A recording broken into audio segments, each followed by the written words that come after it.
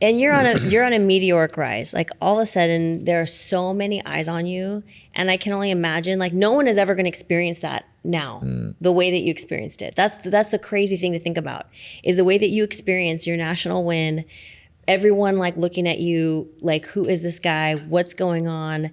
Magazines, you know, people wanting you for their supplement line. This is unique. This is never going to happen again. You know what I mean? Yes. As soon as I arrived from China in Germany, it just lifted up.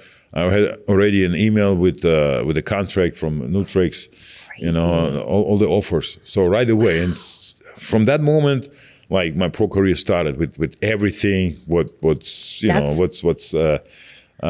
it, right? So it's like, you know, making more money, like having that like great feeling.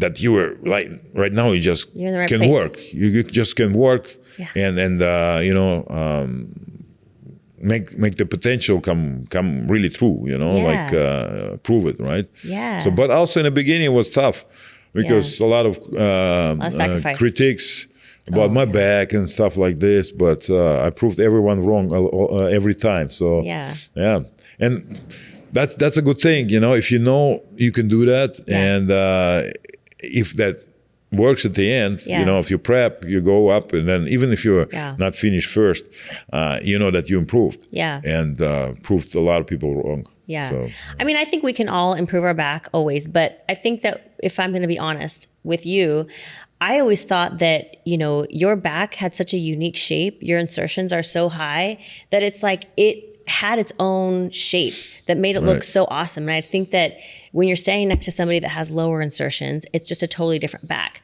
Yeah, but it's just a look, To me, it was, I think it's even more impressive between your high lats and what made your waist look small and your crazy quad sweeps. I mean, I think it made you, when you were on stage, it made you pop and stand out like from the whole rest of the lineup. I mean, your eyes just always gravitated to you. That's bodybuilding, right? So if you have the lines and genetics and that frame, I mean, it's very rare, right? So like if you look at, I mean, Coleman, LeBron, Wheeler, right? Dorian, they all have a different type of physiques, but each of them are, like every one of them are impressive and in their own way.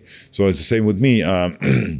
If I would have like different back, I probably wouldn't have that frame and wide shoulders. So it's like, that's how I was made, you know. That's how I was made. What am I going to do about it?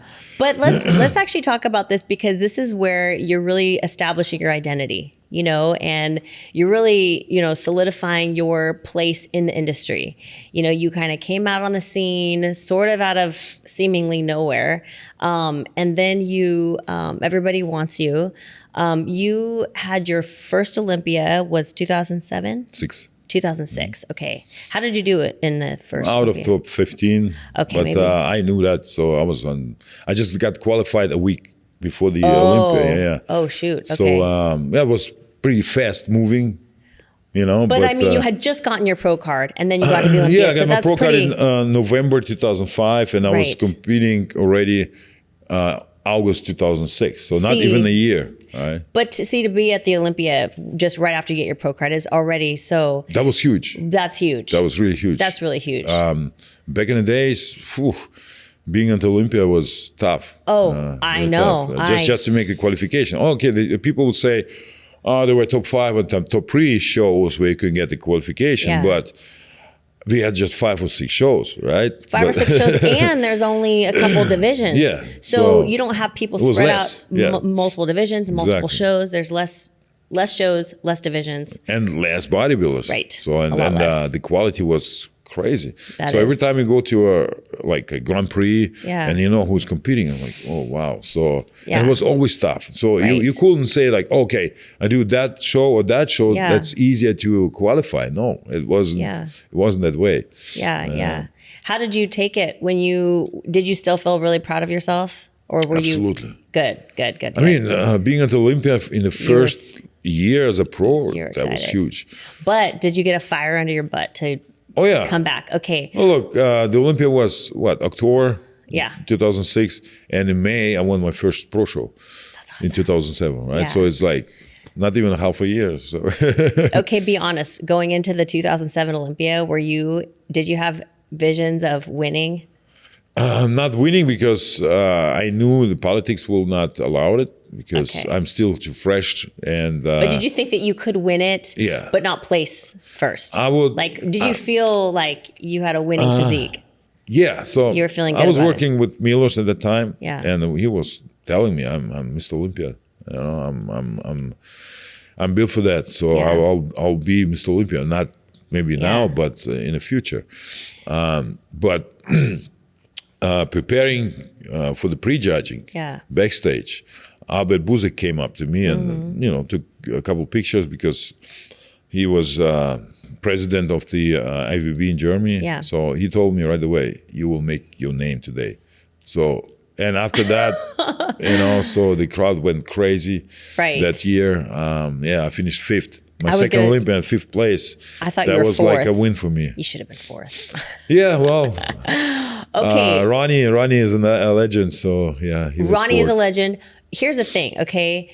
You placed 5th, but it was almost like you won because everyone's eyes were on you. I mean, it was kind of like it was like people were almost just pitting you and Phil Heath together, looking at you two as like, okay, these are our rising stars. Like we've got Dennis Wolf, we've got Dennis the Big Bad Wolf, we've got we've got Phil Heath, and I just remember that era. I remember that time. I started competing in 2008, so I was kind of like right there when I was learning about bodybuilding. That's when I was really learning more about you and just what was going on in the world, And so I just remember that era. I remember that time period, and it was just so exciting, really. Yeah, just, people like Phil Heath came up, so, and then he won the Ironman and then didn't compete at the Olympia. It was like, okay, what is he planning and stuff like this. Yeah. Also with Kai, I think he got food poisoning. I think it was 2009 or so. Okay, something like that. 2009 or so. Yeah.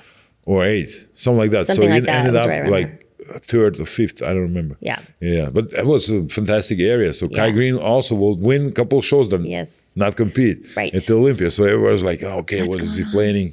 Yeah, it was fun. Yeah, fun. Right. Was it fun for you, or were you like on the edge of your seat? Back in the days, look, I always was thinking, I don't care. I would love to stand next to Ronnie Coleman. Yeah. I will be afraid, but it's like, it's the best. Yeah. Right? So you want to be compared to the best. And then you know where you're at. Yeah. So I was thinking that way. I'm with you on that. I think that, it's interesting to hear that from you because I think sometimes people, they want to go to a show that there's not going to be anyone like top level at, right? Because their goal is just to like win the show. And it's like if you go against somebody that is going to place high at the Olympia and you can battle them out, that's when you're going to do well at the Olympia, And if you're going to be stepping on the biggest stage, you don't want to go scared, feeling like you're, So for you, you're like, put me against the top guys. I want to see how I match up. Exactly, but for us bodybuilders, you shouldn't be scared. If you're scared or like being on stage or staying next to or like the top level guys, it's not yours. I don't think so. You have to present yourself, right? So create that picture, show everything. Yeah. It's real, right? So still the bodybuilders, they are nervous before they go up. This is my biggest challenge. Really? I'm still trying to overcome it. Oh. I don't know.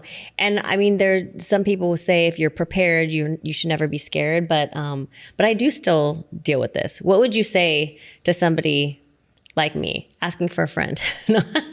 Just don't think about it. Yeah. It's easy for you, right? So you do it at home. Yeah. You know how to present yourself. You practice, right? So you look good.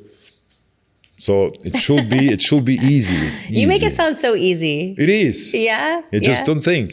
Don't think about it. Okay. Because I'll work on that. The more you think about something, it doesn't mean it makes everything easier. Sometimes it makes everything like worse and more negative, right? Yeah. So you just kind of get too deep in it. Yeah.